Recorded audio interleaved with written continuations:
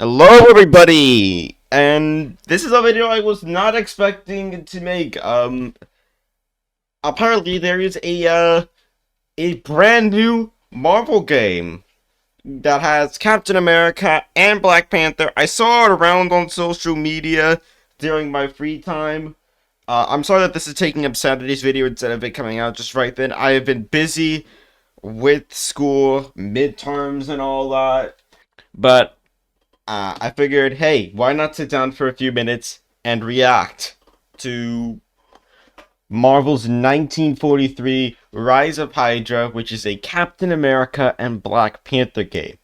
Let's give it a look, shall we?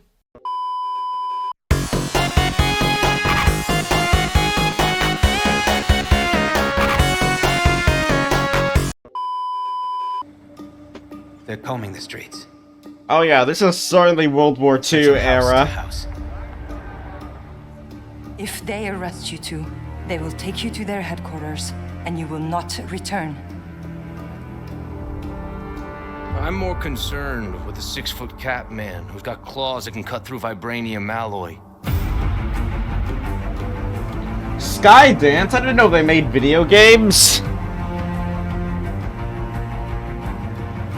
By my count, that makes 2 super soldiers loose in Paris. 3, counting you. And that's 2 too many. So apparently Captain America and Black Panther are not on the same team here. Before the Germans, before that American. The Eye of Force has been found. Is that who I think it is? Please, just stick to the rooftops.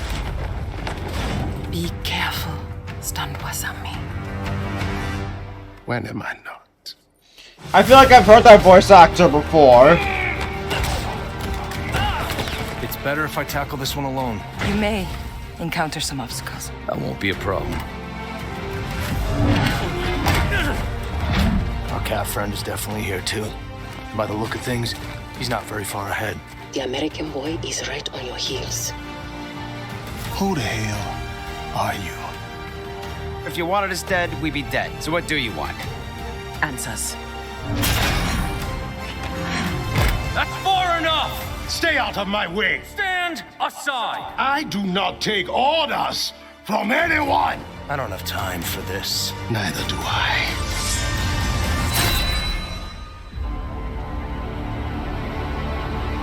Marvel's 1943 Rise of Hydra.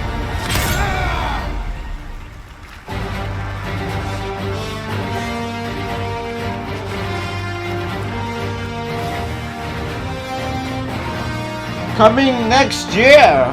Okay.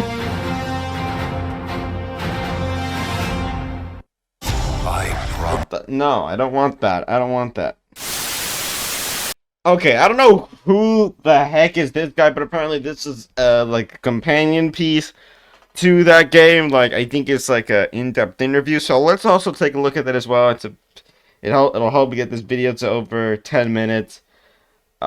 Maybe we'll learn a bit more about It's my this. pleasure to introduce one of the greatest storytellers in video games, my good friend, Amy Hennig. Amy, come on up. Buddy, you finally It's awesome doing to it. see you here.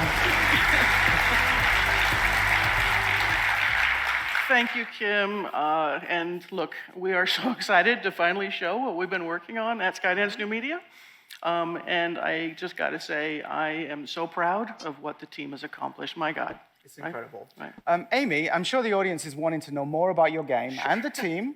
Can you tell us about it? Sure. Well, as the trailer hopefully illustrates, we are creating a story-driven World War II era Marvel action-adventure game with an ensemble of playable heroes. But here's what's important to note. People might not think this. This isn't some custom demo that we made just for this show. That's our game. That is your right? All the sequences you just saw in that trailer are all pulled right out of our game, running real time in Unreal Engine 5, no smoke and mirrors. Yeah. Oh, I thought that was just a cinematic that they made, where like they're like, oh, like a cinematic launcher. Because, for example, Suicide Squad: Kill the Justice League, that had cinematics that were nowhere in the final game. So that's interesting.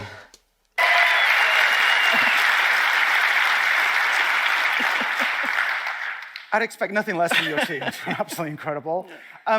As with many of your past projects, you're really bridging the gap between films and games. But this is a whole new level. What's different nowadays compared to the old days? Yeah. Well, look, I mean, you and I have known each other for what, over a decade now? Over a decade, yeah. Right. And we immediately hit it off. And I think it's because we've been chasing the same dream, right? True, yes. Which is to create richly interactive experiences that are cinematic, immersive, and make you feel like you're in a movie, but with all the player agency that you expect from a really great game, right?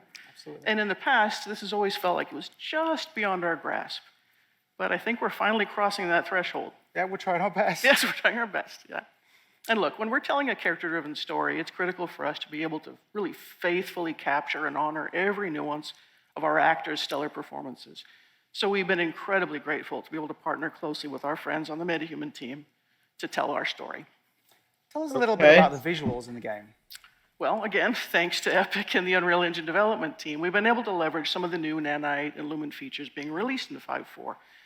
And honestly, this is really helping our team to achieve a level of visual fidelity that enables us to present this authentically grounded Marvel universe. Yeah, it looks really All right, good. well, let's go a little bit deeper and see some of these features that the team has used by firing up a level in the game. So, let's do that. Sounds good. Okay. First, I'd like to introduce two of my colleagues, Colin Hennon, our cinematic animation director. Yay! And Roman Adiola, our director of photography.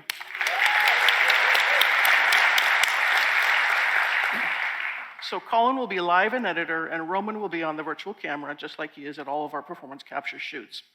So, if you all are ready, let's switch the feed and go back to that bridge environment. And let's see, yep. Oh, you're so we're live, not... good. Okay. So Colin, let's boom down and take a closer look at this environment. We're not actually on in the game. Characters and environments have to work together harmoniously. We can't just drop believable characters into a less than convincing world. So we need to start with authentic and densely detailed environments as the setting to our story. And look, because part of our story is set in 1940s occupied Paris, we needed the world to have a really believable and visceral level of detail and grit, as you can see here. So, Roman, why don't we focus on the ground here for a bit? Now look at that. That's an amazing amount of detail. It would have been nearly impossible to get something this complex to run in real time without the new features in 5.4. That looks really good. I can't believe I'm saying that dirt looks really good. We're talking about Nanite's new adaptive tessellation feature. So, whilst Nanite lets you create environments like you're seeing here of incredible detail, the memory requirements can become impractical to realize for such a level of complexity across a huge level without the need for lots of instancing. And we thought that was a challenge and we wanted to deal with it. So, Colin, let's actually strip this scene right down to the dirt so folks can see what we're talking about. So, see how simple, this is relatively simple ground plane. Actually, let's show the triangle so you can actually see what's there. Just a few hundred triangles. Let's pop it back to the beauty render view.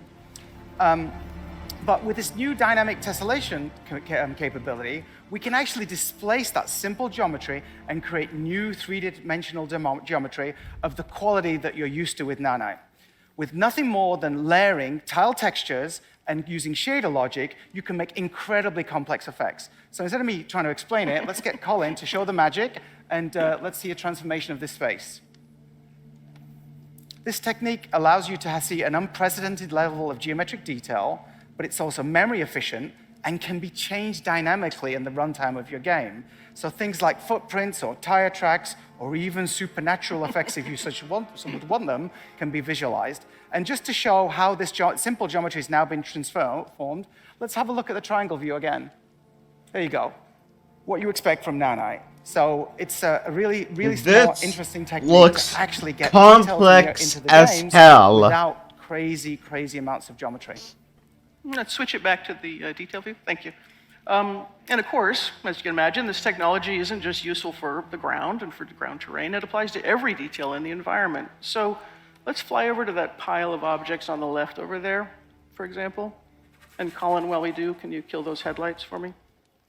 Cool. Thank you. Okay, so imagine our challenge. We're trying to authentically recreate a harsh winter in occupied Paris. That means Every prop, every object, every detail, every rooftop needs to be realistically blanketed in snow. So now, let's show how we can dial up the snow accumulation on these objects. Oh, And of wow. course, we can dial it back as desired. It's making me feel chilly, actually. Yeah, actually, it's a little cold up here. Or maybe she's nervous. And remember, of course, like Kim said, thanks to this technology, this is all actual geometry. So you can see how tools like these would really empower even a small team to art direct and set dress their environments dynamically. It enables our artists to create a series of layers in the environment and then build up the complexity, layer by layer by layer. Now, speaking of set dressing, let's go check out that fire barrel over by the watchtower we saw earlier. Yeah, that's the one there. And let's turn on a light to really illuminate the smoke coming out of the barrel. Thank you. Look at that. Oh, It's wow. amazing. We could have never achieved effects this realistic in the past. So this is what we call heterogeneous volumes. In the past, effects like these would be done with particle sprites, but that's kind of a cheat that often breaks down and can look flat. Oh my goodness, ads! Screw off! It's nice from afar, but far from nice. As we say Thank back you. In the UK. So if we look at the glow of the fire as it dynamically illuminates the volumetric smoke, you can see that light transmitting through the volume. You can also see that the smoke itself is casting shadows onto the world, but also itself. These volumetrics can also mix with more traditional effects as well. So if you do want to put particles in there, fog, or even cards, you can do it. It all works in a unified way. You can run the simulation, the smoke simulation, in Unreal Engine natively if you want, or you can import OpenVDB datasets as sparse volume textures, resulting in film quality visual This is effects, so much volumetric stuff visual that I effects, do not all understand. running in real time that are totally responsive to dynamic lighting.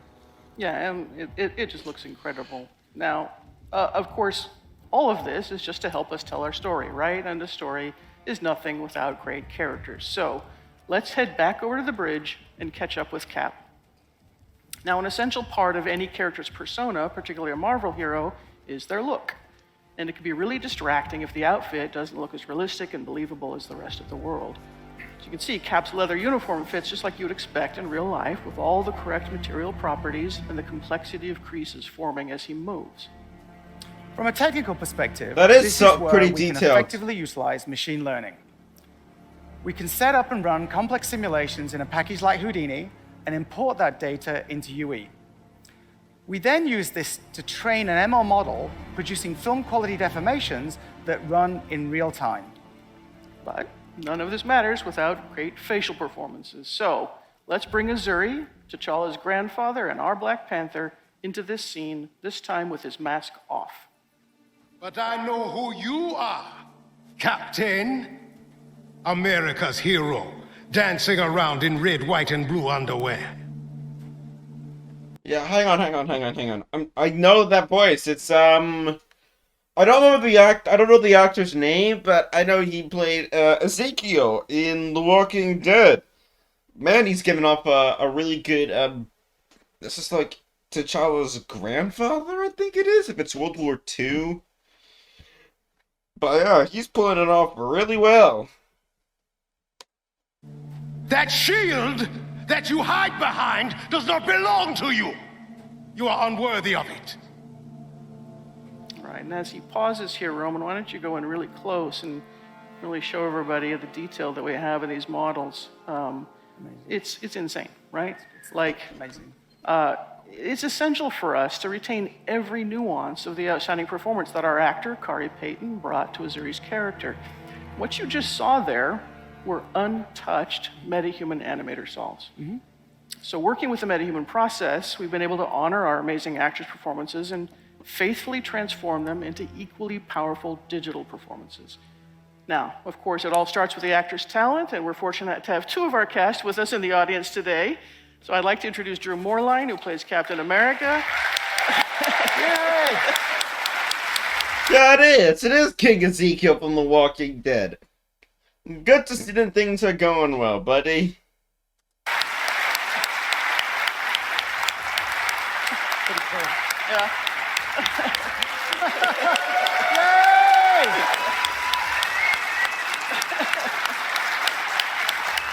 And Kari Payton, our Black Panther. See, they hug. They're friends. They're not really fighting. It's all good. And of course, I want to take this opportunity to thank them and the rest of our wonderful cast for going on this incredibly crazy journey with us. And now, as a special treat, let's take a look at the entire bridge scene that you saw earlier. But this time, we'll keep Azuri's mask off to really showcase what we can do when all this incredible talent and all these amazing features come together. But remember, this is running entirely in real time. Awesome.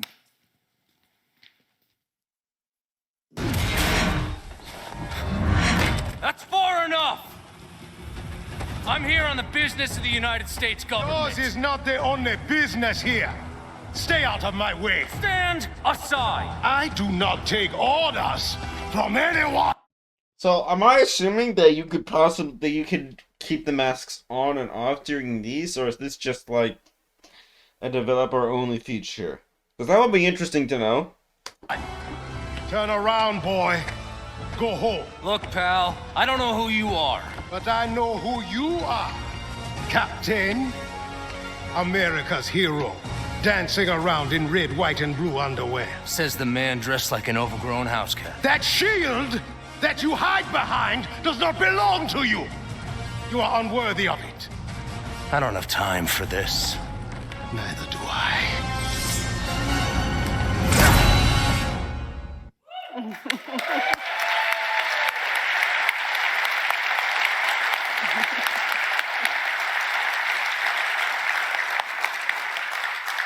All in engine, and just to show there's no cheating going on, hey, Colin, can you show the editor and the sequencer timelines? That's right. So it really is running on Unreal Engine. We don't cheat. Yeah. So, absolutely incredible. I've never seen performances in a video game that are so believable. The storytelling, the action, I can't wait. It's going to be so good to play. Anyway, Amy, Colin, Roman, thank you so much for showing your game. Thank you. Thank you. Can't wait for it to ship. Yes. Okay, we better We'll get on with the back show. to work, right? Yeah. Yeah, All back right. to work. Bye, Back to Yes, get back to work. Make this game fucking happen. I'm so pumped for it. But anyways, guys, that's gonna be it for me. Let me know your thoughts about this game in the comment section below. Are you hyped for it? Also, if you're new here, please leave a like, comment, and subscribe to the notification bell so that way you never miss a single video. Other than that, I've been GAMERPLAYZ, and I'll see you in the next one. Until then, later!